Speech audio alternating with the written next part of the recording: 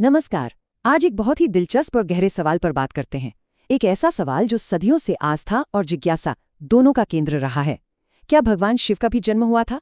तो चलिए इस ब्रह्मांडीय रहस्य की परतों को खोलना शुरू करते हैं। देखिए, सवाल सुनने में तो बहुत सीधा लगता है ना?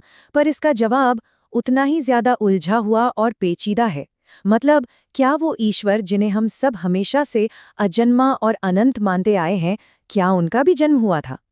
सोचिए, ये सवाल ही अपने आप में कई स्थापित मान्यताओं को हिला देता है।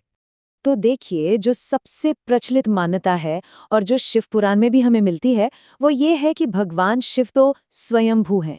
स्वयंभू यानी जो खुद से उत्पन्न हुए हों, जिनका ना कोई शुरुआत है और ना ही कोई अंत। वो हमेशा से थे और हमेशा रहेंगे। लेकिन कहानी में असली मजा तो अब शुरू होता है, क्योंकि जहां एक तरफ शिव को स्वयंभू माना जाता है, वहीं दूसरी तरफ विष्णु पुराण और श्रीमद् देवी महापुराण जैसे हमारे ही दूसरे पवित्र ग्रंथ उनके जन्म और यहाँ तक कि उनके माता पिता की भी कहानियां बताते हैं। तो अब सवाल ये उठता है कि आखिर सच क्या है? अब जरा इन दोनों पुराणों के नजरिए का फर्क देखिए, ये कितना दिलचस्प है।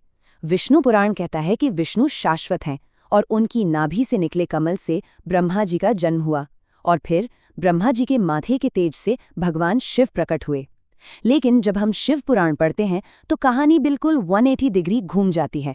वहां बताया गया है कि शिव ही स्वयंभू हैं और उन्होंने अपने घुटने से निकले मैल से श्री हरि विष्णु को उत्पन्न किया। मतलब दोनों ही ग्रंथ अपनी अपनी जगह सर्वोच्चता की अलग अलग कहानी बताते हैं। तो चलिए इस पहेली को सुलझाने की कोशिश करते हैं और सबसे पहले चलते हैं विष्णु पुराण में बताई गई उस कथा की ओर। ये कहानी है रुद्र के जन्म की। तो कहानी कुछ इस तरह है कि जब ब्रह्मा जी सृष्टि की रचना शुरू करना चाहते थे, तो उन्हें एक बालक की जरूरत पड़ी।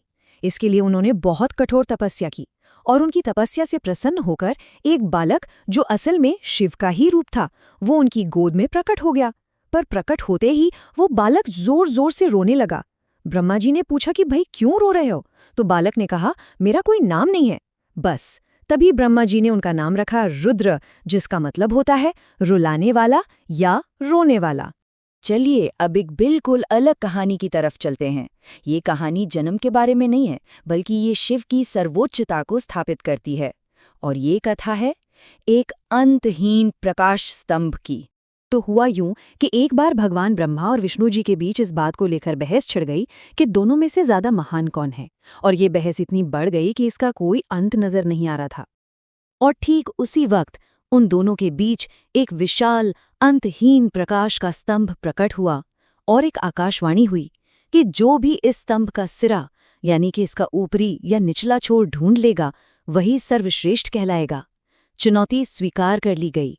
ब्रह्मा जी ने हंस का रूप धरा और ऊपर की ओर उड़ चले, और विष्णु जी ने वराह का रूप लेकर नीचे की ओर जमीन खोदना शुरू कर दिया। हजारों साल बीत गए, लेकिन कोई भी छोर तक नहीं पहुंच पाया। थक हार कर दोनों वापस लौटे। विष्णु जी ने आकर पूरी ईमानदारी और विनम्रता से अपनी हार स्वीकार कर ली। उन्होंने कहा, मैं स्तंभ का अंत खोजने में असमर्थ रहा। लेकिन ब्रह्मा जी ने सच नहीं बोला। उन्होंने झूठ कह दिया कि हाँ, मैंने इसका ऊपरी सिरा देख लिया है। और जैसे ही उन्होंने ये झूठ बोला, उस प्रकाश स्तंभ से स्वयं भगवान शिव प्रकट हुए। और वो ब्रह्मा जी के इस छल से बहुत क्रोधित थे और अपने क्रोध में उन्होंने ब्रह्मा जी को श्राप दे दिया कि इस झूठ के कारण पृथ्वी लोक पर कभी भी उनकी पूजा नहीं की जाएगी। कहते हैं यही वजह है कि दुनिया में ब्रह्मा जी के गिने चुने मंदिर ही हैं। तो देखिए, ये कथा शिव को ही परम शक्ति के रूप में स्थापित करती है। पर रुकिए, कहानी अभी बाकी है, क्योंकि अब हम एक ऐसे ग्रंथ की बात करेंगे जो इस पूरे रहस्य पर एक नई ही रोशनी डालता है। श्रीमद् देवी महापुराण, जो हमें एक और भी ऊंचे, एक अलग ही ब्रह्मांडीय सत्य से रूबरू कराता है। इस पुराण के अनुसार त्रिदेवों यानी ब्रह्मा, विष्णु और महेश से भी ऊपर एक परम शक्ति है, और वो हैं काल सदाशिव। ये वो परम सत्ता है जो समय से भी परे हैं, निराकार हैं, और इस सृष्टि की हर एक चीज का मूल स्रोत वही है। और इन काल सदाशिव जो परम पुरुष हैं, उनकी शक्ति है परम प्रकृति यानी आदि शक्ति माँ दुर्गा। देवी महापुराण के नजरिए से देखें तो यही दोनों इस ब्रह्मांड के और त्रिदेवों के भी असली माता पिता हैं। और यहाँ सृष्टि की रचना का क्रम भी बिल्कुल अलग है। बताया गया है कि काल सदाशिव और प्रकृति ने जब रचना का विचार किया तो सदाशिव के बाएं अंग से विष्णु, दाएं अंग से ब्रह्मा और फिर संहार के कार्य के लिए रुद्र, जो शिव का ही एक रूप है, उन्हें उत्पन्न किया गया। मतलब इस नजरिए से तो ब्रह्मा, विष्णु और रुद्र ये तीनों ही उस एक परम स्रोत के अलग अलग रूप हैं।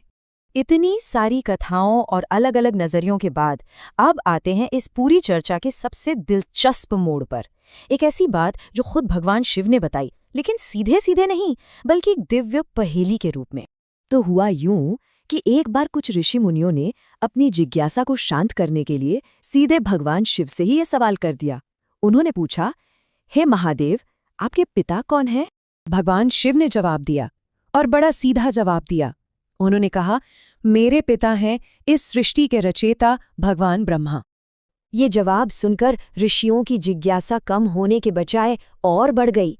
उन्होंने तुरंत अगला सवाल पूछा, प्रभु, अगर ब्रह्मा जी आपके पिता हैं तो फिर आपके दादा कौन हैं?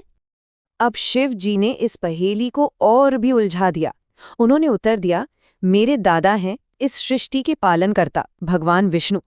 अब तो ऋषि मुनि पूरी तरह से हैरान थे, वो इस लीला को समझ ही नहीं पा रहे थे। उन्होंने आखिर में हिम्मत करके अपना अंतिम प्रश्न पूछा, ठीक है महादेव, पिता ब्रह्मा है, दादा विष्णु है, तो फिर आपके परदादा कौन है?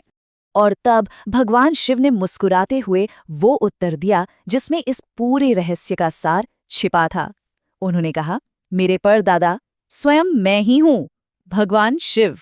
और ये जवाब, ये अपने आप में सब कुछ कह देता है कि वही शुरुआत है और वही अंत, वही स्रोत है और वही सृष्टि। तो अंत में सवाल हमारे लिए यही रह जाता है, क्या जन्म की ये सारी अलग अलग कहानियां एक दूसरे का खंडन करती हैं, एक विरोधाभास हैं, या फिर ये सब एक ही परम सत्य के अलग अलग चेहरे, अलग अलग पहलू हैं? शायद सच इन कहानियों के शाब्दिक अर्थ में नहीं, बल्कि इनके पीछे छिपे गहरे दर्शन में है।